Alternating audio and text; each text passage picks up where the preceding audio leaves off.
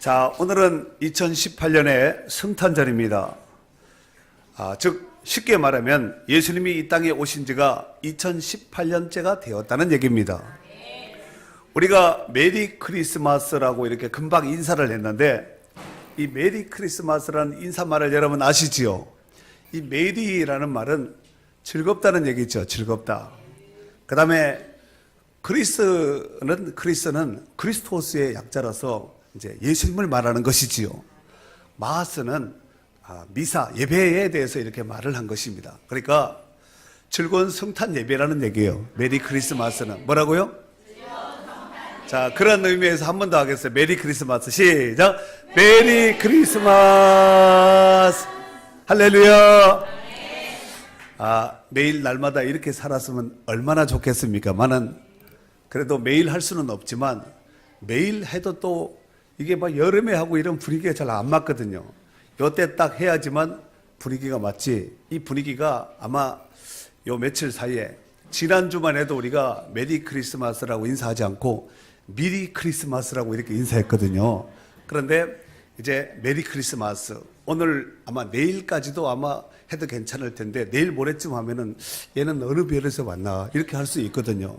그러니까 오늘 마음껏 많은 사람들에게 메리 크리스마스를 외치고 선포하는 복 있는 성도들이 될 수 있기를 바랍니다.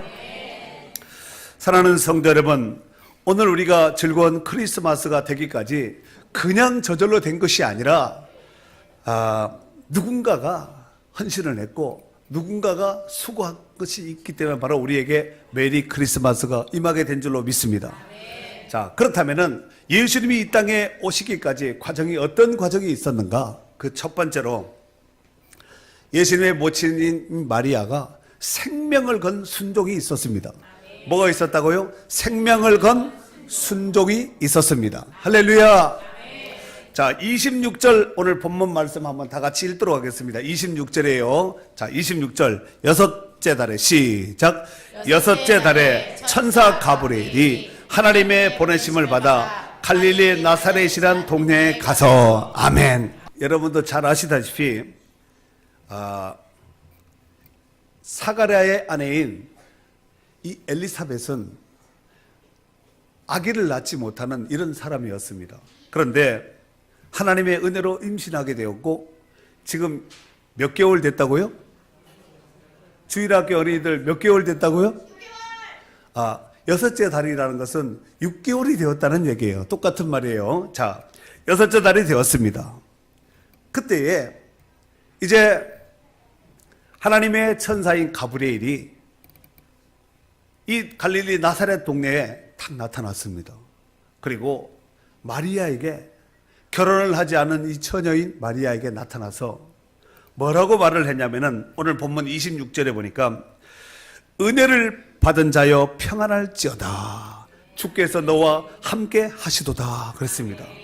그랬더니 마리아가 갑자기 나타난 천사가 이 말을 하니까 깜짝 놀라서 이 어찌됨인가? 무슨 일인가? 이 말을 좀 우리말로 풀어보면은 이게 도대체 무슨 소리냐? 말도 되지 않는 얘기다. 아마 무슨 얘기인지 감을 살짝 잡은 것 같지요. 그러면서 30절 이하에 보면은 천사가 이런 말을 하지요. 이 천사 이름은 무슨 천사라고요? 가브리엘 천사입니다. 자, 이 가브리엘 천사가 30절 이하 이제 30절에서부터 이제 38절까지 천천히 읽는데 천사가 뭐라고 얘기를 했는지를 잘 보셔야 됩니다. 일단 30절에서 33절까지만 먼저 읽도록 하겠습니다. 자, 읽습니다. 시작. 천사가 이르되 마리아여 무서워하지 말라. 내가 하나님께 은혜를 입었느니라. 보라, 내가 잉태하여 아들을 낳으리니 그 이름을 예수라 하라. 그가 큰 자가 되고 즉 그의 높으신 이의 아들이라 일컬어질 것이요 주 하나님께서 그 조상 다윗의 왕위를 그에게 주시리니 영원히 다윗의 집을 왕으로 다스릴 것이며 그 나라가 무궁하리라. 아멘.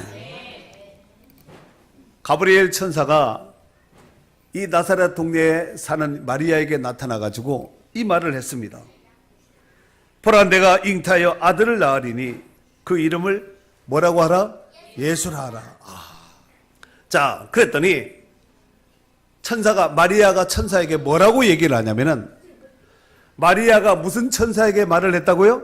가브리엘 천사가 뭐라고 말을 했냐면은 여기 34절에 보니까 나는 남자를 알지 못하니 어찌 이런 이 일이 있으리까? 어떻게 이런 일이 있을 수가, 어떻게 처녀가 애를 낳을 수가 있습니까? 이렇게 대답을 하지요. 그랬더니 35절서부터 37절까지 한 번 더 크게 읽도록 하겠습니다. 시작. 천사가 대답하여 이르되 성령이 내게 임하시고 지극히 높으신 이의 능력이 너를 덮으시리니 이러므로 나실 바 거룩한 이는 하나님의 아들이라 일컬어지리라. 보라 내 친족 엘리사벳도 늙어서 아들을 배었느니라. 본래 임신하지 못한다고 알려진 이가 이미 6달이 되었나니 대저 하나님의 모든 말씀은 능하지 못하심이 없느니라. 아멘. 그랬더니 마리아가 뭐라고 대답을 했냐면은 이건 정말 답창을 하고 크게 하셔야 됩니다. 38절 시작. 마리아가 이르되 주의 여종이오니 말씀대로 내게 이루어지다 하매 천사가 떠나가니라. 아멘. 여러분, 지금 이 마리아는 결혼을 한 상태예요? 안 한 상태예요? 그런데 가브리엘 천사가 나타나가지고 네가 아기를 가질 것이다. 그리고 그 이름을 예수라고 지어라. 예수라는 그 이름이 무슨 뜻이지요? 구원자. 짧게 말하면 구원자입니다. 그래서 이제 친족인 엘리사벳도 원래 아기를 낳지 못하였는데 하나님의 은혜로 임신이 된 거죠. 그런데 지금 이 엘리사벳은 아기를 낳았어요, 안 낳았어요? 6개월 됐으니까 이 엘리사벳 뱃속에는 임신된 상태의 아기가 있는데 이 아기는 남자가 남자를 낳을 것이라 그랬어요? 여자를 낳을 것이라 그랬습니까? 금방 읽었지요. 여기 금방 읽지 않았습니까? 보라 내 친족 엘리사벳도 늙어서 아들을 배웠느니라 알려준 것이지요. 자, 그리고 이제 마리아가 천사로부터 말을 듣고 뭐라고 말을 했냐면은 주의 여종이오니 말씀대로 내게 이루어지다 그랬어요. 이 말을, 이 긴 문장을 한마디로 한 단어를 딱 줄여버리면 무슨 얘기냐면은 아멘 했다는 거예요. 말이 쉬워서 아멘이지. 마리아가 그랬으니까 아멘이지. 처녀가 애를 가지면은 이게 보통 일이, 심각한 일이 아니지 않겠습니까? 여러분, 마리아가 이렇게 아멘 하고 순종한 것은, 이렇게 고백한 것은 생명을 건 아멘이었습니다. 여러분 생각해 보십시오. 시집도 안 간 처녀가 임신을 했다니 이게 웬일입니까? 더욱이 당시에 이스라엘 사회는 엄격한 율법이 적용되는 율법 사회였습니다. 율법에서는 남녀 간의 부정에 대해서 아주 엄한 심판을 내리고 있습니다. 이를테면 신명기 22장 22절서 24절에 보면은 이렇게 이제 율법에 기록을 하고 있는데 어떤 남자가 유부녀와 동참한 것이 드러나거든 그 동침한 남자와 그 여자를 둘 다 죽여 이스라엘 중에 악을 취할지니라. 처녀인 여자가 남자와 약혼한 후에 어떤 남자가 그를 성읍에서 만나 동침하면 너희는 그들을 둘 다 성읍문으로 끌어내고 그들을 돌로 쳐 죽일 것이니 그 처녀는 성 안에 있으면서도 소리를 지르지 아니하였으며 그 남자는 그 이웃의 아내를 욕보였음이라. 너는 이같이 하여 너희 가운데서 악을 취할지니라 라고 말씀하셨습니다. 여러분, 만약 요즘 시대에 이 율법을 그대로 딱 적용을 시켜서 우리에게 이 잣대를 딱 갖다 댄다면은 아마도 죽을 처녀들 많을 거예요. 죽을 유부녀들 아마 많을 줄로 생각이 됩니다. 그러므로 정말 살아있는 것이 주의 크신 은혜인지 아셔야 됩니다. 처녀가 애를 낳았다.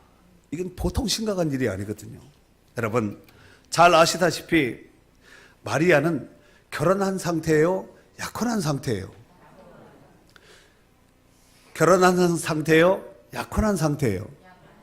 아까 여기 율법에 처녀인 여자가 남자와 약혼한 후에 그 어떤 어떤 남자가 그 성읍 중에서 그를 만나 동침하면 너희는 그들을 둘 다 성읍으로 끌어내고 그들을 돌로 쳐서 죽이라 그랬거든요.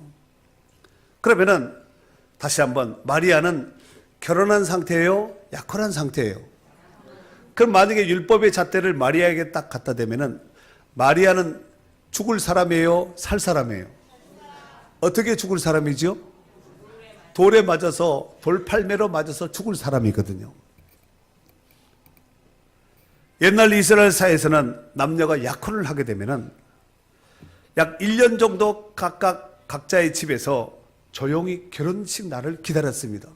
지금은 좀 이렇게 약혼식을 안 하는 것 같아요. 지금은 뭐 만나면 바로 그냥 결혼식으로 이어지는 것 같은데 저희 어머니 시대나 할머니 시대 때는 약혼하고 뭐 몇 개월이 있던가 아니면은 몇 년 있다가 이제 결혼하고 이런 일들이 있었습니다. 여기 앉으신 어르신들 그런 일이 있었지요? 네.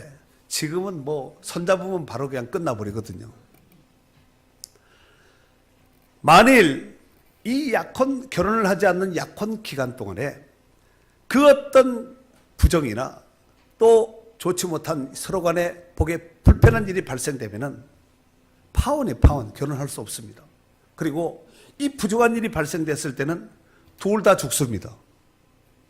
문제는 아무 부정한 잘못도 없는데 이 처녀인 마리아가 임신했다는 소식을 약혼한 남편인 요셉이 만약에 알았다면은 당연히 그 결혼은 그 약혼은 파행될 것이고 그 다음에 마리아는 간음한 여자가 되어서 돌 맞아 죽었을 것입니다.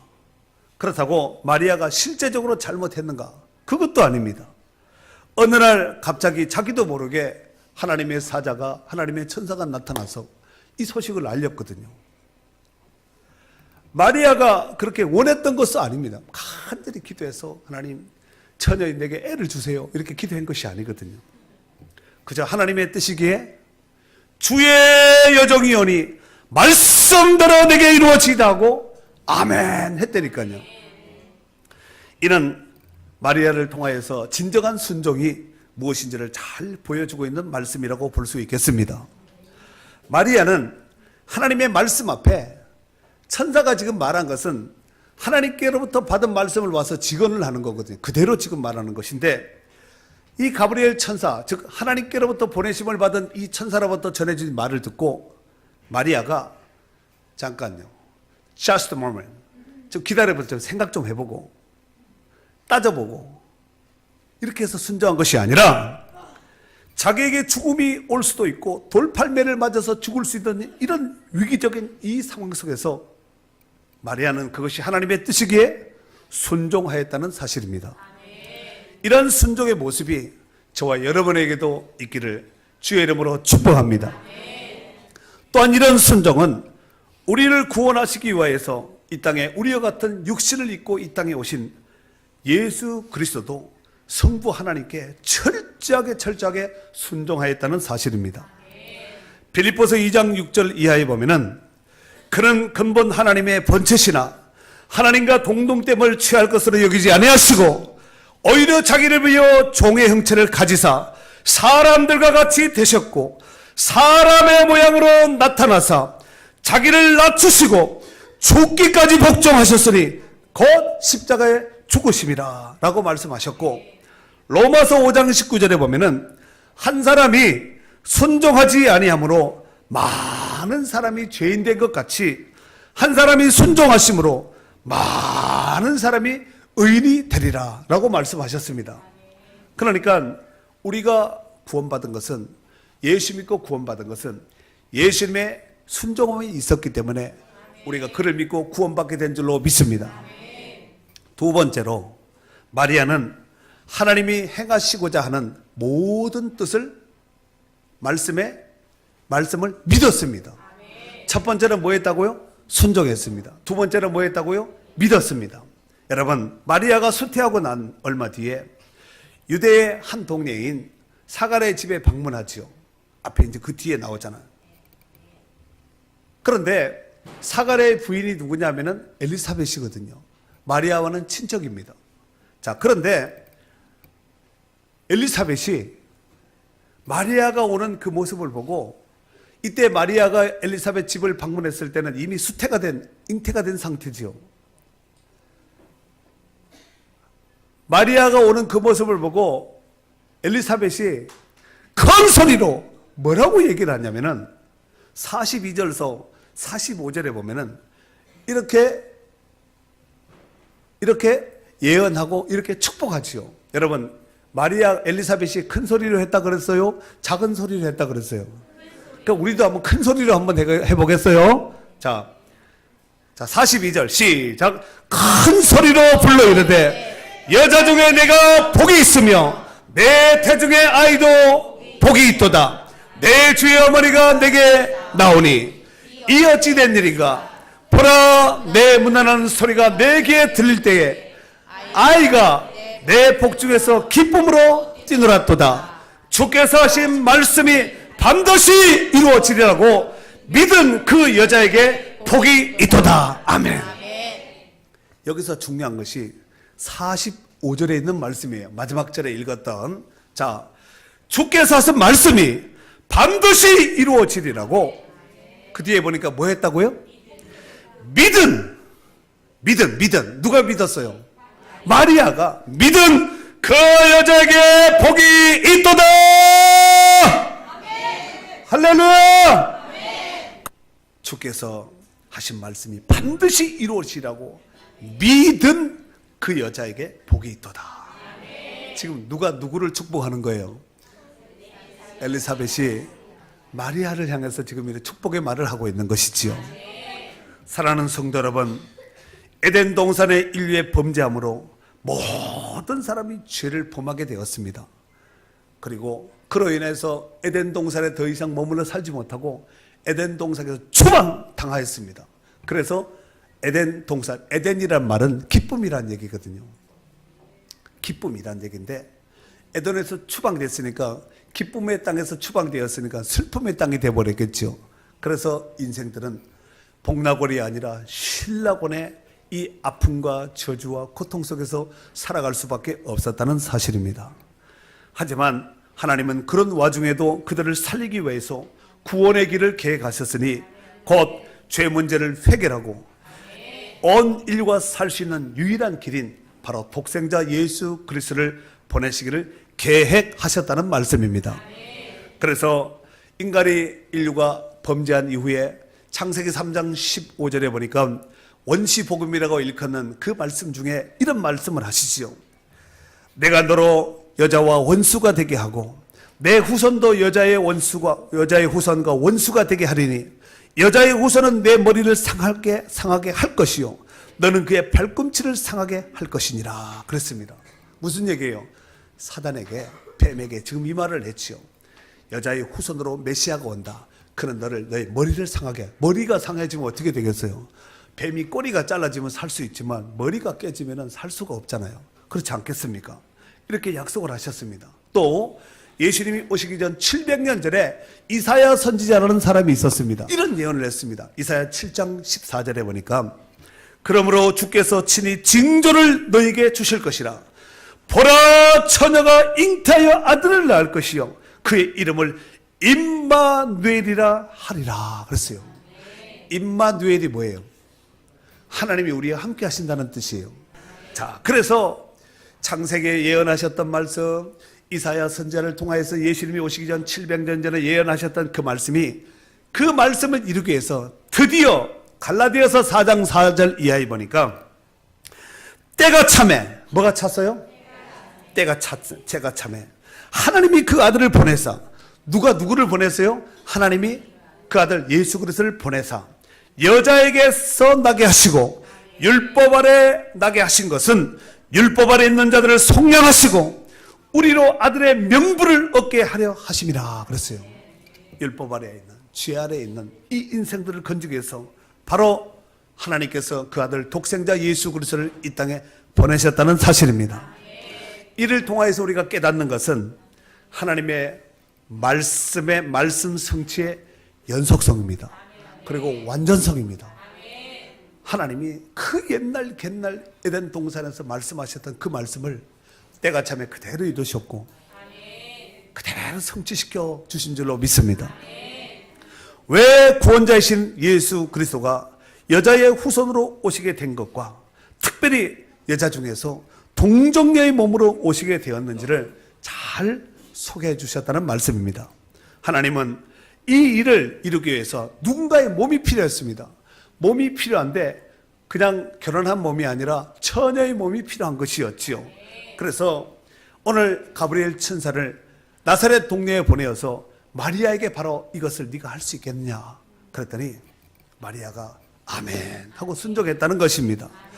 이로 인해서 예수님이 오시게 되었고, 예수님께서 이 땅에 오셔서 우리의 죄를, 억만 죄를 위해서 십자가에 몸 찢고 피 흘려 죽어주심으로 그때부터 구원의 길이 활짝 열리게 된 줄로 믿습니다.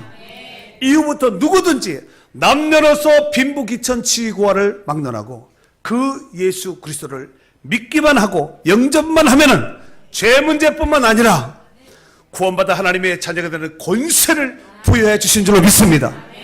오늘날 우리가 하나님의 자녀가 된 것도 이런 절차적인 과정이 있었다는 사실입니다.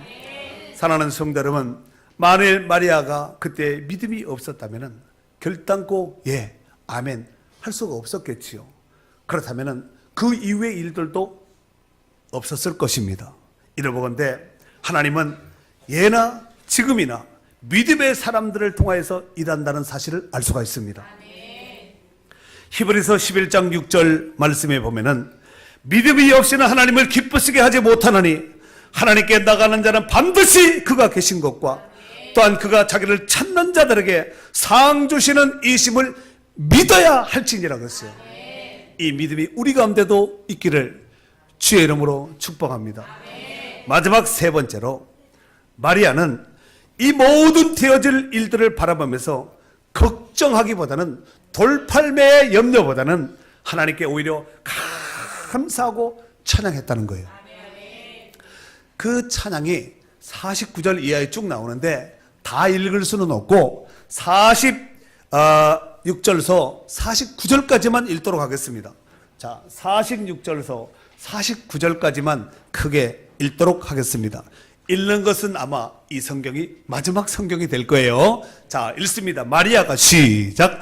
마리아가 이르되 내 영혼이 주를 찬양하며 내 마음이 하나님 내 구주를 기뻐하였음은 그의 여종의 비참함을 돌보셨습니다. 보라 이제후로는 만세의 날을 복되다 일컬으리이다. 능하신 이가 큰 일을 내게 행하셨으니 그 이름이 거룩하시며 아멘. 사랑하는 성도 여러분, 우리가 신앙생활을 하다 보면은 때로는 내 생각과 내 형편에 맞지 않는 큰 부담이 주어질 때도 있습니다. 그때에 오늘 본문의 마리아를 생각할 수 있기를 바랍니다. 마리아는 형편과 상황의 부담감을 뛰어넘어서 믿음으로 순종하였고 생명을 걸었다는 사실입니다. 그랬더니 마리아가 금방 노래했던 그 내용 가운데도 있듯이 49절 말씀을 보니까 우리 하나님께서 마리아를 통하여서 큰 일을 행하셨다는 거예요. 48절에는 뭐라고 말씀을 했냐면은 구원자 예수 그리스도를 낳게 된 인류 역사상 가장 복된 여인이 바로 마리아입니다. 제가 성지순례를 갔을 때 예수님과 관련된 이런 일들은 다 기념교회를 만들어 놨습니다. 기념교회. 무슨 기념초소, 기념교회 다 만들어 놨는데 뭐 예수님의 12제자도 다 기념교회가 다 있거든요. 예수님께서 눈물 흘린 곳은 눈물교회가 있고 예수님이 주기도문 가르친 데는 주기도문 기념교회가 있고 다 있거든요. 그런데 그 많은 성전 기념교회 중에서 제일 큰 것이 뭐냐면은 성모 마리아 교회예요. 성모 마리아 기념교회입니다. 그 크기가 웅장이고 어마어마합니다. 어마어마합니다. 그 위에 언덕, 조금 더 언덕 위에 요셉 기념교회가 있거든요. 성모 마리아 기념교회와 요셉 기념교회를 이렇게 비교해 보면은 이것은 주인 세대와 셋집같이 이렇게 엄청나게 차이 나요. 엄청나게 차이 납니다. 여러분, 마리아의 순종을 통하여서 예수님이 오신 거예요. 마리아가 순종하지 않았다면 우리는 여전히 죄 가운데서 고통과 신음과 저주와 압제 가운데서 원수막의 밥이 되어서 다 지옥으로 100% 지옥으로 가는 거예요.